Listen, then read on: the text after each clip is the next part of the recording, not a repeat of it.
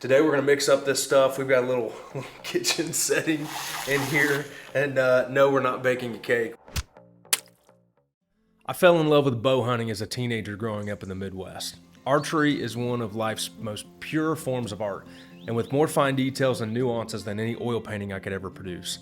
And nothing is as satisfying as watching the perfect flight of an arrow that lands exactly where you want it.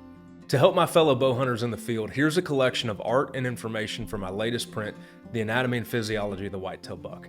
I spent months researching and drawing deer anatomy for this print, with help and advice of expert biologists and hunters from across North America. But before we dive in, here's a couple tips for you that I've learned the hard way. 1. Watch the deer intensely after the shot. His behavior in the first 50 yards or so will tell you a lot about the hit and what your next move should be. 2. Mark the exact spot that the deer disappears from your view.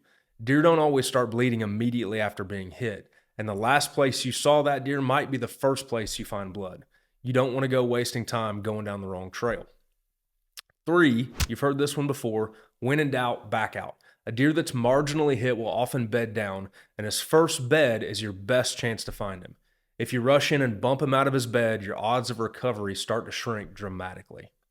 Let's start with the heart shot. You'll know a heart shot buck because the buck will likely mule kick and sprint away, but he won't make it very far, often falling inside of your stand. Here's what your arrow is going to look like on a heart shot. It'll be covered in crimson red blood, possibly bubbly. Remember that the heart sits between the lungs, so you'll often hit a lung as well if you're shooting from a stand. True heart shots result in a heavy blood trail and an almost immediate recovery. When you hit a deer in the lungs, you'll often hear a loud thwack and the buck will run off, but not very far. Double lung shots are easy to identify on an arrow. The blood is heavy and frothy, with small bubbles from the oxygen-rich lungs. The blood is pinkish red with little to no odor. A double lung shot will result in a dead deer often within 100 yards of your stand. What's tricky is the single lung hit. While a double lung is a 30-minute or less wait time, single hits can require much more time, up to 6 to 9 hours. If you suspect only one lung was hit, be very careful. Note the buck's direction of travel, slip out, and wait. He'll likely bed within 200 to 300 yards and will expire in his first bed unless he's spooked out of it. On a liver shot, you'll see the arrow disappear in the middle of the body and hear a loud smack. The buck will run away but will often slow to a walk after running a short distance. Liver shots are also fairly easy to identify on an arrow. The blood's very dark red, possibly bubbly if a lung was hit, or gritty if a gut was hit, which often occurs on angled shots. The blood trail is spotty and sparse, gradually declining as the trail goes on. On a liver shot, you're looking at a recovery time of about 6 to 9 hours. If you watch the buck bed, slip out and wait. He'll likely expire in his first bed, and you do not want to bump him out of it. On a gut shot, the buck will react quickly and may run 50 yards, then arch his back and walk away with his tail tucked, often flicking back and forth. Here's what your arrow looks like on a gut shot. The blood will be brownish red with partially digested food and other stomach matter. There will also be a rank odor from the stomach and or intestines.